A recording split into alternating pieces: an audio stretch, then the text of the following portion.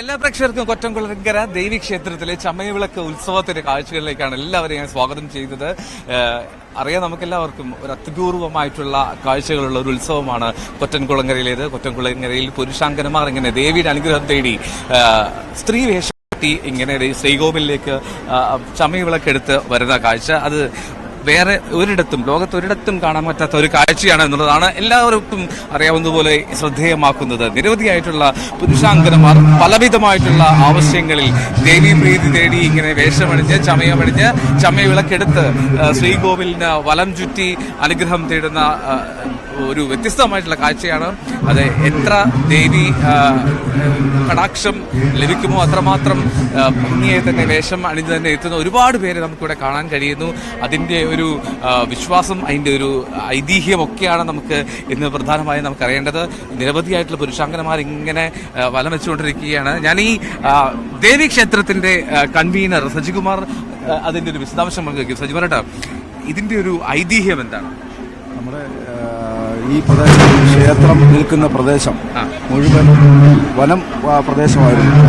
കാലങ്ങൾക്ക് മുമ്പ് കാലികളെ തീറ്റാനായി കാലികളെ തീറ്റാനായിട്ട് കുട്ടികൾ ക്ഷേത്രത്തിൽ വരികയും അപ്പോൾ അവിടെ വെച്ച് ഈ കുട്ടികൾക്ക് ഒരു നാളികേരം കളഞ്ഞു കൊണ്ട് കിട്ടുകയും ഈ നാളികേരം നമ്മളെ കണ്ട ഒരു ശിലയിലിടിച്ച് ഇത് പൊതിക്കാൻ ശ്രമിക്കുകയും ആ ശില അടന്ന ഒരു ഭാഗത്തു നിന്ന് രക്തസ്ഫുരണം ഉണ്ടാവുകയും ചെയ്തു.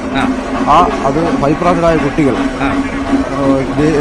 നാട്ടുപ്രമാണിമാരെ സമീപിക്കുകയും ദേവപ്രശ്നത്തെ അവിടെ ദേവിയുടെ സാന്നിധ്യം കൊണ്ടെന്ന് ഉറപ്പുവരുത്തുകയും ചെയ്തു. അപ്പോൾ ആ ആൺകുട്ടികൾ പെൺമേഷം കെട്ടി വിളക്കെടുക്കുകയും വെള്ളയ്ക്കാക്കുതിര ഉണ്ടാക്കി കുർത്തോലപ്പന്തൽ, ചെറിയ രീതിയിൽ കുർത്തോലപ്പന്തൽ ഉണ്ടാക്കി അവർ ദേവി വിശ്രമിക്കുകയും ചെയ്യുന്നു എന്നതാണ് ഐതിഹ്യം. അല്ലേ? ഇത് എത്ര വർഷത്തെ ഒരു പഴക്കമുള്ള ക്ഷേത്രമാണ്? നൂറ്റാണ്ടുകൾ പഴക്കമുള്ള ക്ഷേത്രമാണ്. എത്ര വർഷം? 100 വർഷത്തിന് മേൽ പഴക്കമുള്ള ക്ഷേത്രമാണ്. നമുക്ക് ആർക്കും ഗണിക്കാൻ പറ്റാത്ത രീതിയാണ്. ഞാൻ ചോദിക്കട്ടെ, ഈ ക്ഷേത്രത്തിൽ 2 ദിവസവും ഒരേ തരത്തിലുള്ള ആചാരം തുടരുന്ന ഒരു കാഴ്ച മീനം 10-11 തീയതികളിൽ അല്ലേ? ഈ ക്ഷേത്രത്തിന്റെ പ്രത്യേകത 4 കരക്കാർ പ്രാതിനിധ്യത്തിൽ നടക്കുന്ന ക്ഷേത്രമാണ്. 2 കരക്കാർ മീനം 10-ാം തീയതി, മറ്റ് 2 കരക്കാർ മീനം 11-ാം തീയതിയുമാണ് ഉത്സവം നടത്തുന്നത്. 48 മണിക്കൂർ തുടർച്ചയായ ഉത്സവം ആഘോഷങ്ങൾ നടക്കുന്ന ഒരു ക്ഷേത്രം മറ്റെങ്ങും ഉണ്ടാവത്തുള്ളതാണ് ഞങ്ങളുടെ അറിവ്.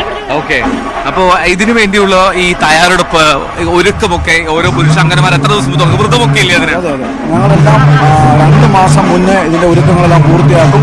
ഈ പ്രദേശത്ത് മുഴുവൻ ഞങ്ങൾ പബ്ലിസിറ്റിയായിട്ട് ബന്ധപ്പെട്ടാലും ഒരുക്കങ്ങളും എല്ലാം വൃത്തിയാക്കലും എല്ലാം നടത്തി വളരെ ഗംഭീരമായി ഇത് ലക്ഷങ്ങളാണ് ഇവിടെ കേരള സംസ്ഥാനത്തിന്റെ പുറത്തു നിന്നും മറ്റ് സ്ഥലങ്ങളിൽ വിദേശത്തു നിന്ന് പോലും ആൾക്കാർ വന്ന് ചമയവിളക്ക് എടുക്കാറുണ്ട്.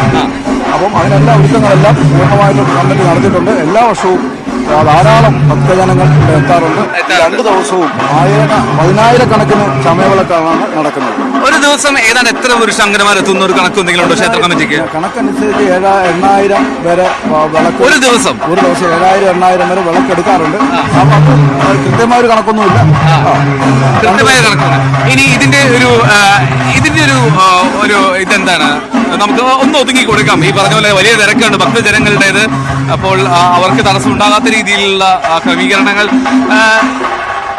ഈ ചമയവിളക്ക് എടുക്കുന്നതിന്റെ ഐതിഹ്യം ഇതുമായി ബന്ധപ്പെട്ട് തന്നെയാണ്. ചമയവിളക്കിന്റെ കാരണം അത് ചിലരിങ്ങനെ ഈ പിടിയുള്ള ചമയവിളക്കും ചിലർ താലത്തിലും എടുക്കുന്നുണ്ട്. ഇത് നമ്മൾ വർഷങ്ങളായിട്ട് ചമയം വിളക്ക് തന്നെയാണ്. അതായത് ആണുങ്ങൾ പെൺവേഷം കെട്ടുമ്പോൾ ചമയമാണ്. അപ്പൊ അതുകൊണ്ടാണ് ചമയവിളക്ക് ഇതിന്റെ പ്രാധാന്യം വരുന്നത്. ചമയം എന്ന് പറയുമ്പോൾ ആണുങ്ങൾ പെൺവേഷമായി ചമയം കെട്ടുകയാണ്. ആ ചമയം കെട്ടുന്നതാണ് ചമയവിളക്കെന്ന് പറയുന്നത്. 5 തിരിയുള്ള ചമയവിളക്കാണ്. അതായത് പഞ്ചഭൂതങ്ങളെ സാക്ഷി നിർത്തിയെടുക്കുന്നതാണ് വരുന്നത് ഈ 5 തിരിയുള്ള വിളക്ക് വരുന്നത്. ഓക്കെ, അപ്പൊ ഈ കോവിലിന് ചുറ്റും എത്ര വലയം ചുറ്റും, അങ്ങനെ ഒരു കണക്കുണ്ടോ? കോവിലിന് ചുറ്റും എത്ര തവണ വലയം ചുറ്റും? 3 തവണ വലം വെച്ച് ഇവർ ആചാരപ്രകാരം ഈ വിളക്കെടുക്കുന്നത് ആചാരം അനുസരിച്ച് രാത്രി 3 മണി മുതലാണ് ഇത് ആചാരം. ആ 3 മണി മുതൽ ക്ഷേത്രത്തിൽ വിളക്കെടുക്കുന്ന കുട്ടികൾ തൊട്ട് അടുത്ത പ്രദേശം കുഞ്ഞാലമ്പുടുന്ന സ്ഥലത്ത് 2 സൈഡിലും അണിനിരക്കുകയും അവിടെ നിന്ന് കുഞ്ഞാലമ്പുട്ട് ദേവി എഴുന്നള്ളി 2 സൈഡിലും വിളക്ക് കണ്ട് മുന്നോട്ട് വരുന്ന ആറാട്ടോടുകൂടി അവസാനിക്കുന്നതാണ് ഇതിന്റെ ആചാരം. ഉത്സവ കമ്മിറ്റി സെക്രട്ടറിയാണ്. ഓക്കെ, പേര്? എൻ്റെ പേര് ഗീതാകൃഷ്ണൻ എന്നാണ്. ഞാനിപ്പോൾ 2024 ക്ഷേത്രോപദേശ സമിതിയുടെ സെക്രട്ടറിയാണ്. എല്ലാവരും നമ്മുടെ ആചാരാനുഷ്ഠാന ഭാഗമായി മീനം 10-12 ചമയവിളക്ക് മഹോത്സവം ഇന്ന് രാത്രി 25-ാം തീയതി വെളുപ്പിലെ 6 മണിക്ക് ആറാട്ടോടുകൂടി സമാപിക്കല്. ഈ സാധാരണ പഴയ രീതിയിലൊക്കെ വെച്ചിട്ട് രാത്രി 12 മണിക്ക് ശേഷമല്ലേ സമയങ്ങളൊക്കെ എടുക്കുന്നത്? ഒരുപാട് നേരത്തെ തന്നെ വിശ്വാസികൾ എടുത്തു തുടങ്ങിയെന്ന് തോന്നുന്നു സമയമൊക്കെ നോക്കുമ്പോൾ. വിശ്വാസികളെന്ന് വെച്ചാൽ രാജ്യത്തിന്റെ പല ഭാഗത്തും വരുന്നവർക്ക് നമ്മുടെ അതേ ഒരു ആചാര അനുഷ്ഠാന സാഹചര്യങ്ങൾ ഇത്ര ആൾത്തിരക്ക് കാരണം കാത്തുസൂക്ഷിക്കാൻ കഴിയാത്തതിന്റെ പേരിൽ അങ്ങനെ സംഭവിക്കുന്നുണ്ട്. എങ്കിലും പ്രസിദ്ധിയോടെ നിൽക്കുന്ന എല്ലാ വിളക്കുകളും 3 മണിക്ക് ശേഷം അന്നേരമാണ് കൂടുതലും വരുന്നത്. മറ്റുള്ളവർക്ക് യാത്രാ സൗകര്യവും താമസത്തിന്റെ പരിമിതികൾ അങ്ങനെയുള്ള പല കാര്യങ്ങൾ കൊണ്ടും ക്ഷേത്രത്തിന്റെ വിളക്ക് ദർശനം നടത്തി ദൂരം കെടുത്തി അങ്ങ് പോവുകയാണ് ചെയ്യുന്നത്. ഇതിനകത്ത് ഞാനൊരു കാര്യം ചോദിക്കട്ടെ, ചമയം അണിയുന്നതിന്റെ ഒരു ഭംഗി ഒക്കെ ചോദിക്കുന്നത്, അതായത് അതിനൊരു വിശ്വാസം എന്താണ്? ദേവി കടാക്ഷത്തിന് ഏറ്റവും ഭംഗിയായിരിക്കണം എന്നുള്ളതാണോ?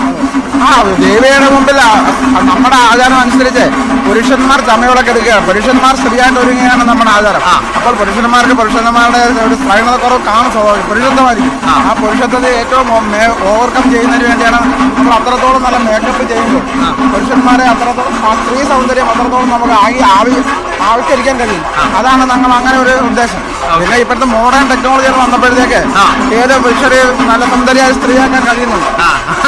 അതെ അതെ, ഈ പറയുന്ന പോലെ ഈ വേഷവിധാനത്തിലൊക്കെ വലിയ മാറ്റം സംഭവിച്ചിരുന്നു അല്ലേ? എന്നാൽ വേഷവിധാനത്തിൽ മാറ്റം ഉണ്ടായെങ്കിലും, അതായത് ഇതിനിടയ്ക്ക് കുറേ സമയത്തൊക്കെ ഈ നമുക്ക് അംഗീകരിക്കാൻ പറ്റാത്ത വേഷത്തിൽ പലരും വരാറുണ്ടായിരുന്നു.